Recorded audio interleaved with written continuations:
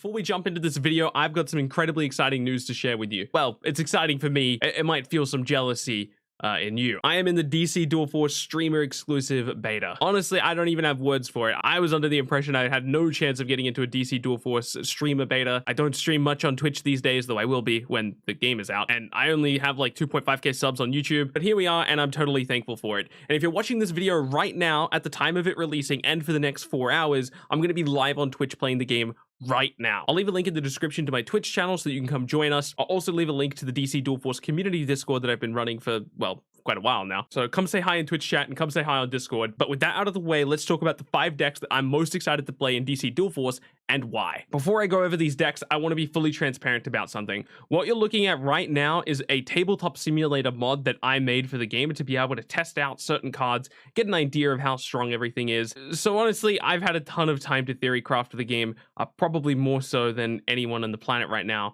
unless you're actually a developer on the game, in which case you've had a bit more time to theorize than I have. But I wanted to make that clear just in case I talk about, this thing being fun or this thing feeling quite strong, that's what I'm referring to, is because I've been pseudo playing the game or pseudo testing the game on Tabletop Simulator. I intend to play a ton of decks over the course of this weekend with my 4 hours per day time limit. I've got a spreadsheet with a bunch of decks that I'm ready to play, but these are my 5 favorite among those selection of decks. So maybe when you, the player base, gets access to the game the following week, you'll be able to take advantage of some of these builds that I came up with before the release of the streamer beta. This first deck is an ultra aggro strategy, and it's pretty close to the very first deck that I built in DC Dual Force, with some minor optimizations that I've made over the course of my testing on Tabletop Simulator. We run a lot of aggressive cards in this deck. We run 2 bronze cards with Flurry, we run 2 bronze cards with Speed, and every other card is all about forcing tempo.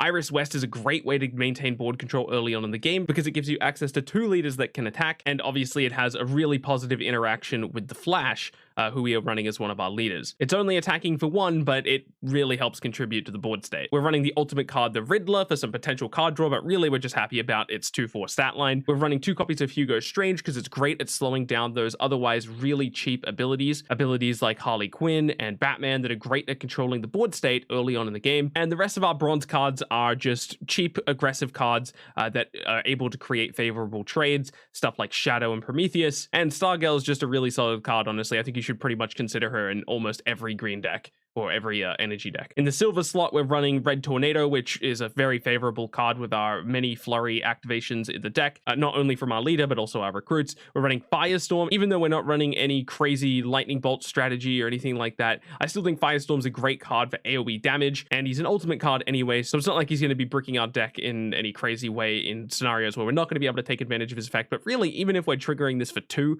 we're not too upset about it. Bane is a great tool. I do want to shout out Lady Shiva for being incredibly impactful. There are matchups where she's going to feel really weak, but for the most part, I think she's going to be a huge tempo swing for this type of deck. And then the top end of this deck looks really different from what it used to. Now I run a copy of Shazam, which is an ultimate card, so I can't run any more copies. If I could, I would. I really like Shazam. And then we're running 2 copies of Captain Atom, who's great at maintaining board control, especially for a deck that is otherwise running a bunch of weak cards.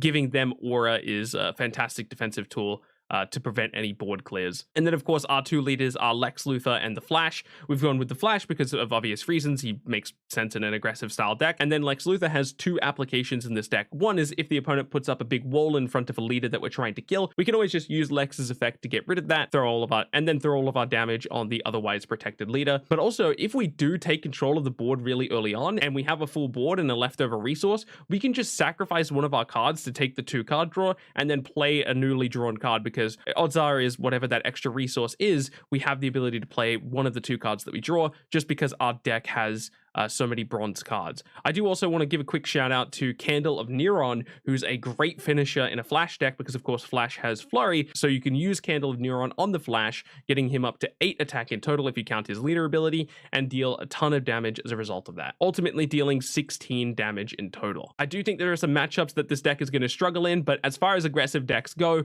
this is probably one of the decks I've had the most fun with so far, and I'm excited to try it out in the live game now. This next deck is a ramp mono red deck. We use Aquaman and Wonder Woman. We use Wonder Woman to help us control the early game because we're going to have a really greedy curve in this deck. So we need something to help contest against early game aggressive decks. Wonder Woman helps us do that nice and easily. But our real build around is all about Aquaman and his awesome sea creatures that we don't have to spend resources on. The rest of our deck is, well, it's pretty greedy. We don't have many cards that we're okay with playing on turn 1 or 2. I mean, we have a Clark Kent, but in theory, that's a pretty inconsistent card because it's like relatively easy to deal with. We do run a Jimmy Olsen to help potentially protect that Clark Kent. Superman Robot and Steve Trevor are great to play on turn 1. Blue Devil's great to play on turn 1, but he's very hit or miss. And then the rest of our deck is pretty much just greed. But if we manage to stabilize with this deck, we're gonna go crazy. We have such a strong top end curve. We run cards like Dual Force to let us proc Aquaman's effect as often as possible. We run High Father as a great big powerful card that's ultra difficult to deal with. We run Wonder Woman because it's a mono deck, so she has more targets potentially available, even though we're not developing too many cards in this. We've got Superman as a way to protect our leaders and help stabilize the game. We run Courage because a lot of our cards happen to be 5 attack cards. Same thing goes for Metamorph and Mera. And of course, we run 2 copies of 10th Metal to potentially help us play our golden cards a little sooner because, well, we run a lot of them. In this deck, we're going to have to mulligan very aggressively for some of those key cards we were talking about in the early game, but once we stabilize, we should have a super dominant setup. I'm really looking forward to running this deck. This is probably going to be a pet favorite deck of mine that I continue to try to optimize over time because the strategy is just so fun. Just summon a bunch of sea creatures and sit back and eventually hit the late game and dominate from there. I've been referring to this deck as Ride the Lightning. It's a Shazam Poison Ivy deck. I think this is pretty far from optimized, but I've been having a lot of fun with it. The deck is a little bit of column A and a little bit of column B. We're splashing into 2 different archetypes. We're trying to run some magical spell synergy, and we're also trying to run some lightning bolt synergy. And the reason we're doing that is because quite a few of the cards that synergize with magical spells also happen to synergize with lightning bolts. For example, Naomi is a card that rewards you for playing,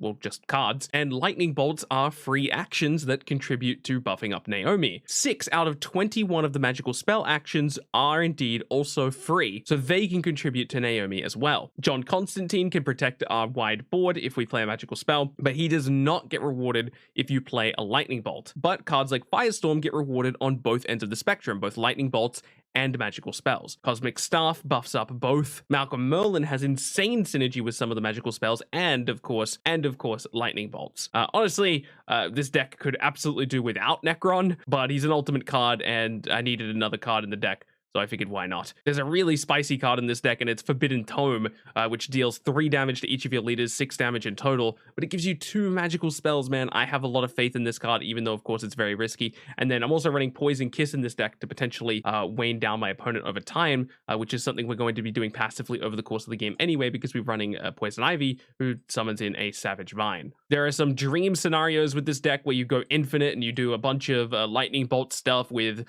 Poison Ivy on the board, and you just go absolutely crazy. That's not the main objective of the deck because honestly you have to high roll for that scenario, but if it happens, then it makes for a pretty crazy game. Like I said, probably not the most consistent deck in the world, but there's certainly a strategy here that's coming together. More likely than not though, entirely committing to the lightning bolt strategy or entirely committing to the magical spell strategy is probably a lot better than this kind of hybrid thing that I've thrown together. But it's my little baby, man. I gotta keep trying this and trying to figure it out because it's a concept that I like quite a lot. Okay, I really hope there's something to this next one because I think it's a really cool concept. Me and the people I've been testing the game with on Tabletop Simulator talked a lot about what the ideal strategy for Green Lanterns are. And we haven't really come to a consensus yet, but we're pretty convinced that the Green Lantern package is good. It's just a matter of what the rest of the deck looks like. I think there's a chance that it's probably going to be a mono green deck, so like a mono energy, but that requires more experimentation. What I think is a really interesting idea though is focusing on deploy. Now the real problem with focusing on Green Lantern deploy is that each of the deploy effects of the Green Lanterns all require you to pay an additional resource. Now that might end up being okay. On the energy side, we've pretty much just built an entire Green Lantern deck. I think we're running all of the cards that I think are absolutely core to Green Lantern, running Chaselon, Stargirl, and then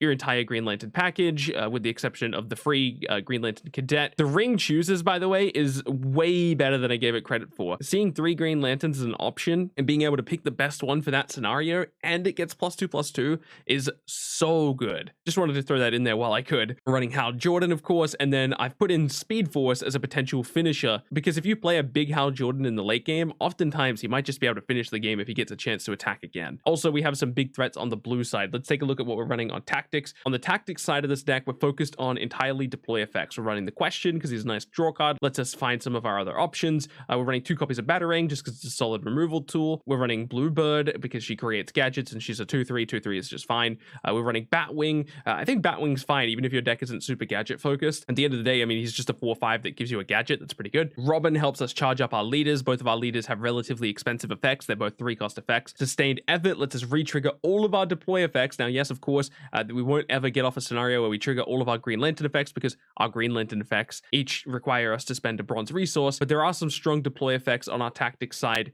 from Commissioner Gordon, which is we're also running as a great card, and then Martian Manhunter. A very large percentage of our deck reads deploy, so even if they're not super high impactful deploy effects, really we're just concerned about having a large number of them to make Martian Manhunter as big as possible. So we can do stuff like Martian Manhunter Batgirl, we can do Martian Manhunter Sustained Effort, and there's going to be scenarios where we play Kilowog on turn 3, resolve his effect, and then on the next turn we trigger Batgirl's effect in order to get another trigger of Kilowog, or whichever Green Lantern is happening in that scenario, whether it be a Kyle Rayner or John Stewart, whatever the situation calls for, Batgirl can help us re-trigger a really powerful deploy effect, which all of the Green Lanterns have very powerful deploy effects, with the exception of Chaselon, of course. I do think there's something to this, but the problem is both of our leaders are very slow. They're both 3-cost abilities, so I don't know how often we're going to go crazy with this, but I definitely want to try it. Hopefully this deck doesn't land on its face, though. The last deck we're going to go over is certainly not the least interesting. It is a passive damage deck. At least that's the concept. Poison Ivy's all about dealing damage passively because her Savage Vines deal damage when you draw a card. Cyborg also kind of deals damage when you draw a card. It's a little bit more complicated than that. He adds 1 damage to his ability, and then every time you use your ability, you deal damage equal to the number of cards you've drawn throughout the game. But instead of focusing on card draw and just playing no cards, we're focusing on something a little bit more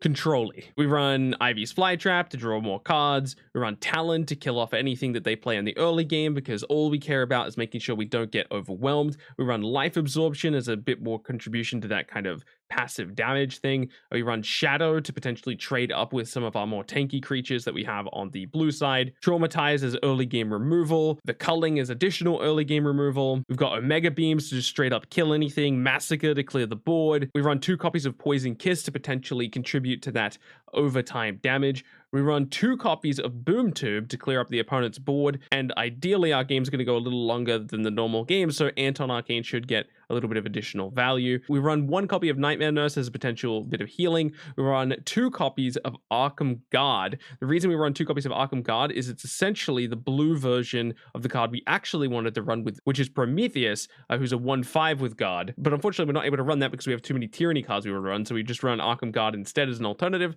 and then in some matchups, it's even better than Prometheus. Shadow combos well with that Arkham Guard. We run a copy of Detective Chimp for potential draw card, contributing to both our Poison Ivy and our Cyborg.